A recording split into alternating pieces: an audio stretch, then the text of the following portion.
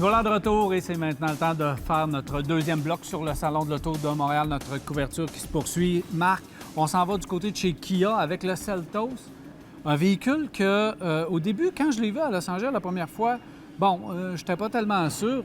Plus je le regarde, plus je trouve qu'il est beau et bien positionné dans le marché, ce petit véhicule. Effectivement, parce qu'on avait l'impression que c'était un peu un concurrent direct au Kona, mais il est plus gros que le Kona. En fait, il est à quelques centimètres près, presque aussi grand que le Sportage. Donc, c'est vraiment une position assez unique parce que c'est quand même un sous-compact. C'est quand même un petit utilitaire sport qui dispose d'un rouage intégral sur la quasi-totalité de ses versions, sauf la version de base. Donc, on est vraiment là dans un monde particulier où on a une clientèle assez unique avec ça. On vise bien entendu les gens urbains. En fait, on a décrit ça au lancement comme les aventuriers urbains. Ouais. En fait, l'idée, simplement, c'est que contrairement au Kona, on a réussi à augmenter la garde au sol. Donc, on est capable d'aller dans des zones peut-être un petit peu plus accidentées avec le rouage intégral. Ouais. Donc, on devrait être en mesure de l'utiliser à différentes fins. Et comme il est plus vaste et qu'il est carré, contrairement au Kona qui est très profilé, bien, on est capable d'avoir un espace de chargement qui est beaucoup plus intéressant. Bien, c'est ça. On va aller chercher une clientèle différente du Kona. Des gens qui bougent un peu plus, qui sont un peu plus sportifs, justement, qui font un peu plus d'aventure urbaine parce que, évidemment, on ne peut pas aller vraiment en route avec ce véhicule parce qu'il n'est pas vraiment fait pour ça, même si on nous a présenté des concepts un peu axés sur la hors-route. Oui, mais tu remarqueras que justement même le concept... justifier ton aventure urbaine. Mais justement, tu remarqueras que le concept qu'on nous a présenté, on l'a présenté comme un aventurier urbain. Quand on présente ça pour un véhicule utilitaire sport, ça place assez bien la position. Mécaniquement, il faut le dire, on n'a pas rien réinventé. Moteur 2 litres, moteur 1.6 turbo. La même chose, en fait, qu'on retrouve des moteurs déjà connus avec la boîte CVT intelligente là, de nouvelle génération. Bien sûr, la totalité des éléments de sécurité, des trucs connectés que l'on ajoute au Kia. Le système UVO, système multimédia qui est efficace et qui dispose maintenant d'une application. Donc, c'est vraiment... On est très moderne dans ce véhicule-là. C'est différent du Sportage. Je pense que les gens vont rentrer puis ils vont avoir le choix entre le Sportage et le Seltos. Ils vont pouvoir voir quel qu'ils aiment le plus. Le Sportage un peu plus chic, là, on dirait chic et de bon goût. Ouais. Donc, on va pouvoir choisir entre les deux. Alors, un ajout intéressant, puis c'est dans la mode des SUV qu'on voit ici en abondance. Autre manufacturier, bien, c'est Nissan. Pas d'SUV cette fois-ci.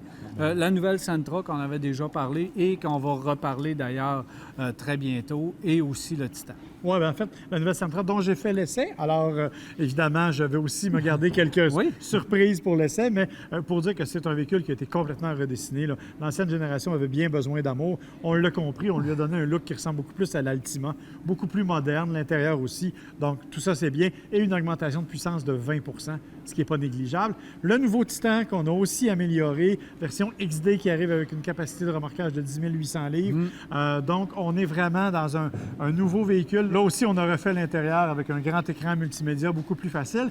Et on va parler de quelque chose qui n'est pas une voiture. Nissan en a profité pour annoncer aussi le retour de la Coupe Micra au Grand Prix du Canada. C'est intéressant parce qu'on ne sait pas trop ce qui va survenir de la Coupe Micra puisque la voiture ne sera plus vendue chez nous, mais c'est donc, je pense, un événement intéressant et pour Nissan, c'est vraiment un exercice de visibilité incroyable. Moi, je veux revenir sur le Titan parce que j'aime ce qu'ils ont fait au niveau design. On a juste retravaillé un peu le véhicule.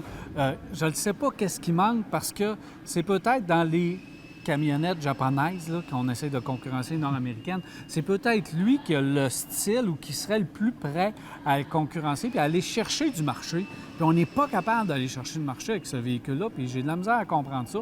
On avait une version avec un moteur Cummins qui était extraordinaire et que les gens ont boudé. Je ne sais pas pourquoi qu'on ne réussit pas à aller chercher des ventes. C'était une version intéressante. Là, le XD, 10 800 livres, OK, ça fait le travail pour la plupart des gens. La cabine est insonorisée. C'est un véhicule qui est fiable, qui va bien.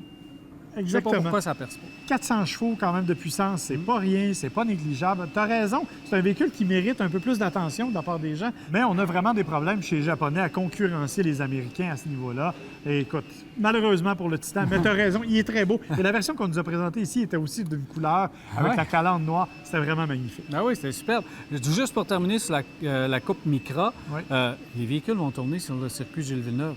Ça va vraiment être quelque chose, ça. Bien, ils Ça l'ont va être le fait fun à voir. il y a quelques années. On Ouais. l'avait fait la première Ouais. année et on avait un collègue journaliste qui avait tout tenté pour se qualifier, mais qui malheureusement n'avait pas réussi.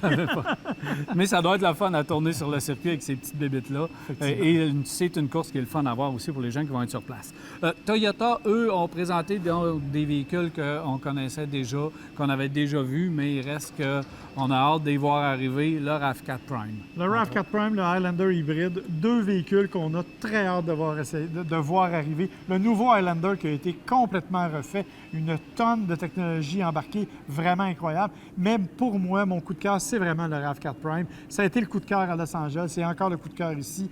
Écoute, 55, presque 60 km d'autonomie branchée. Déjà, le RAV4 est un véhicule qui a maintenant une belle gueule. Il a été refait aussi, qui a une belle motorisation, qui est confortable. Et là, avec cette version-là, moi, je pense que ça va devenir dangereux pour Toyota. Ils vont vraiment aller chercher une grosse part de marché. Mon conseil, allez le commander tout de suite parce que ça sera pas facile à avoir, le RAV4 Prime. J'ai hâte d'avoir le prix final qu'on va attacher à ce véhicule-là. Sauf qu'allez le commander tout de suite parce que, d'après moi, ils vont être très, très rares, ces véhicules. J'ai fait l'essai du Highlander de Toyota. Oui. On va en parler très bientôt à l'émission. Assez intéressant, ce véhicule-là. Autre véhicule intéressant du côté de chez Chevrolet, bien, la Corvette. La Corvette. On ne peut pas ne pas parler de la Corvette. Chaque fois qu'on la voit, chaque fois que je la regarde en vrai, j'essaie de regarder de toutes les barres. Une petite Ferrari, 69 000 ou 60... 69 600 ou quelque chose comme ça. même pas 70 000 pour le modèle de base. Je me dis à chaque fois que je la regarde, il y a quelqu'un qui s'est trompé dans le prix à quelque part. Ça se peut pas. Bien, ça explique pourquoi il n'y en a plus à vendre, d'ailleurs. Dès la première année, la production est déjà écoulée. Et il faut le dire, hein, c'est la voiture qui vient de gagner le prix de la voiture nord-américaine de l'année. Ça a été dévoilé là, quelques jours avant le Salon de Montréal. C'est un véhicule qui est absolument magnifique, moteur central, c'est super beau. Et les gens qui l'ont essayé, j'ai pas eu cette occasion-là encore, les gens qui l'ont essayé ont parlé de performances inoubliables. Ça a l'air que c'est quelque chose qui va vraiment confronter les grandes exotiques de ce monde. Alors, tu as raison. Il y a quelqu'un chez GM qui a fait une erreur de calcul, mais en même temps, c'est une bonne chose et les gens qui l'ont acheté vont avoir entre les mains un petit bijou. Là. Ben oui, j'espère. Elle est vraiment très, très belle. Et là, j'avais pas vu, moi, en vrai, la couleur orangée. Le genre d'orangé est superbe. Ouais. Et dans le blanc, à chaque fois, on la voit dans des nouvelles couleurs. À Los Angeles, elle était bleue, électrique. Et là, on arrive avec des nouvelles couleurs. Chaque couleur est belle. Exactement. Donc, ça, c'est bon signe. Autre véhicule, c'est le Trailblazer. À ne pas mélanger avec le Blazer. Là, on arrive avec un petit SUV, petite motorisation 1.2 et 1.3 litres. Mais un beau véhicule dynamique dans la mode des nouveaux SUV. Au lieu de sortir une nouvelle génération de Sonic, on sort un petit véhicule comme ça. Et il est spacieux. J'ai été étonné de voir l'espace que ce véhicule-là propose, l'espace de chargement notamment, l'espace pour les passagers arrière, c'est surprenant. Le look est intéressant aussi parce qu'on s'est inspiré du Blazer pour garder la calandre en avant. Tout le bouclier avant ressemble au Blazer. Donc, on a vraiment fait un beau travail avec ce véhicule-là. Tu l'as dit, des petits moteurs 1.2, 1.3 turbo.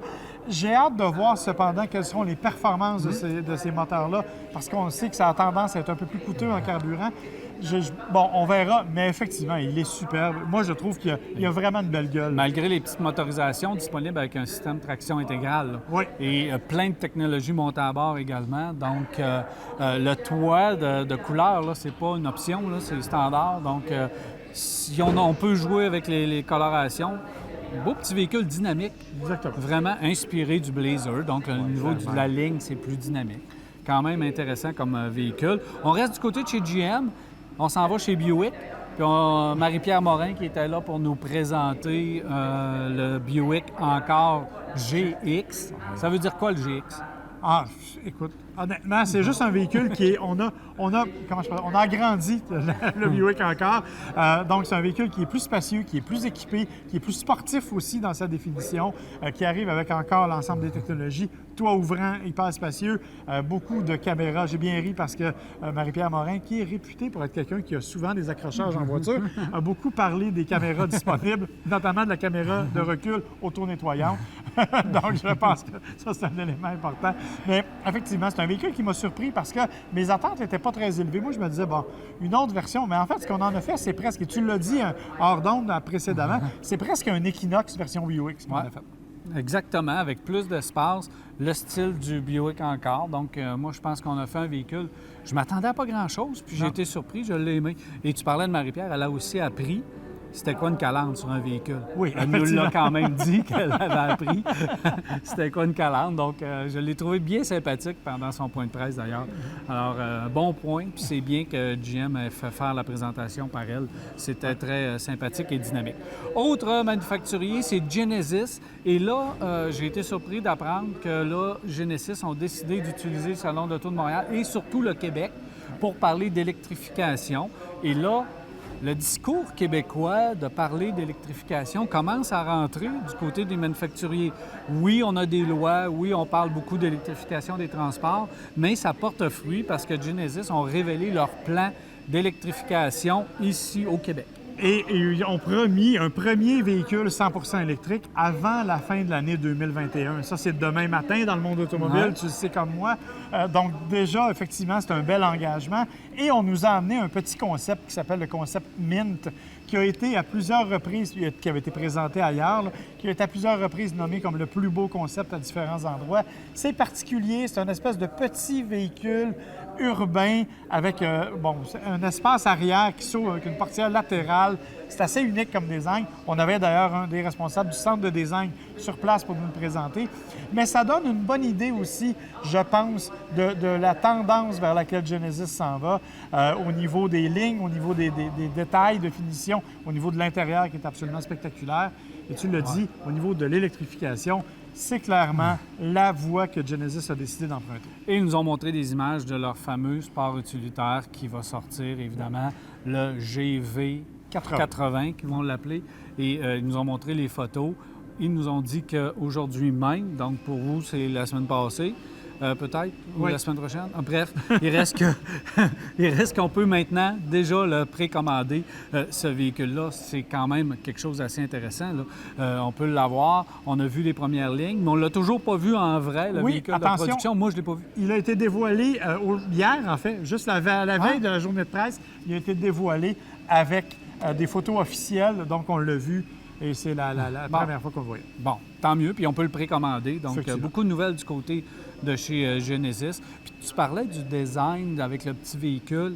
Je pense que, on sait qu'on a les plateformes, qu'on les partage du côté Hyundai, Genesis, etc., Kia, mais du côté de Genesis, on va y aller évidemment avec le plus haut de gamme, Oui. des véhicules électriques plus haut de gamme. On va utiliser ces plateformes-là, mais on va faire des véhicules peut-être un peu plus urbains, traditionnels du côté de Genesis, puis on va aller dans les VUS du côté des autres divisions. Donc, ça risque d'être intéressant de ce côté-là. Ça va être quelque chose à suivre.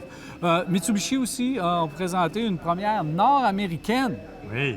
La nouvelle Mirage, très attendue. Bien, en fait, oui, très attendu, parce que Là. autant les journalistes ont chialé contre la Mirage, autant les gens qui en achètent aiment leur voiture.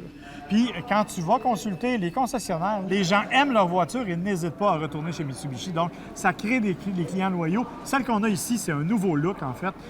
Donc, on n'aura plus de détails. Elle doit arriver à la fin de l'été, nous a-t-on dit du côté de Ben, Mitsubishi. plus de technologie, l'intérieur est refait, l'extérieur est ouais. harmonisé avec le reste de la gamme. Donc ça, c'est déjà une bonne nouvelle de ce côté-là. On n'a pas touché aux motorisations, donc ça va rester économique, puis elle est garantie. Donc c'est une petite voiture. Toutes les petites voitures dans le marché disparaissent. Elle va peut-être être une des dernières, là. Tu as raison. Dans c'est le vrai, marché. les Nissan disparaît, il y en a plein d'autres qui disparaissent. Alors peut-être, effectivement. Bon, on est présentement dans l'emplacement de chez Volkswagen. Volkswagen, habituellement, nous parle d'électrification des transports, nous parle de véhicules électriques, d'ID Buzz, d'ID-C puis d'ID-ça. Sauf que là, on nous a présenté deux véhicules réels, la Passat et l'Atlas. L'Atlas Cross-Sport, attention. Cross-Sport, ouais. Il faut faire attention parce que l'Atlas, on le sait, c'est le gros 7 passagers. Le Cross-Sport, c'est celui qui a une version un peu coupée qui est derrière nous. Deux véhicules qui, effectivement, sont attendus. La Passat, bon, ça a quand même un certain succès chez nous. Redessinée, assemblée à Chattanooga. Une voiture, on a refait toute la partie arrière. Le bouclier avant aussi qui est tout à fait identique là, à ce qu'on retrouve chez Volkswagen. Donc, il n'y a personne qui va faire de crise de cœur en voyant la nouvelle Passat. L'Atlas Cross-Sport, honnêtement, je le trouve très beau. Oui, c'est vraiment, là, moi aussi, je l'ai aimé. Bien réussi, une belle ligne, beaucoup plus profilée sur le toit. Donc, encore une fois, une belle réussite. C'est une nouvelle version du Atlas en version plus sportive, dont le C'est nom ça. le dit. Exactement. Mais c'est dynamique. La portion avant est redessinée un petit peu comparativement à l'Atlas. Là. On change un peu les proportions de la calandre des affaires, c'est très bien. C'est surtout Donc, la partie arrière, en fait, qui est beaucoup plus c'est avec ça. le toit. Et c'est sûr que ça va peut-être occasionner des problèmes de visibilité, mais on le verra quand on pourra le tester, mon cher. Le style d'abord, Marc, le style d'abord. Et j'ai aimé le début de la présentation parce que c'est maintenant un Québécois, M. Pierre Boutin, Oui. qui est le nouveau président de Volkswagen Canada. Puis c'est un petit gars de chez nous, de Québec, de Sainte-Foy, originaire de Sainte-Foy, qui est rendu président de Volkswagen Canada après avoir fait sa carrière principalement en Europe, chez Nissan et d'autres manufacturiers. On pourra y revenir un jour, j'espère être capable de pouvoir y parler, ce fameux monsieur. Donc, plein de choses ici au Salon de l'Auto. Je sais qu'il y avait plein d'autres manufacturiers. On n'a pas eu le temps de vous présenter tous les nouveaux modèles qui étaient sur place parce qu'on passerait toute l'émission sur ça, puis on veut pas, on n'a pas le temps, Marc. Il faut parler d'autres choses aussi, mais c'est un pèlerinage annuel que je ne manque pas. Le Salon de Montréal, ça vaut vraiment la peine. Alors voilà, on s'arrête et on va.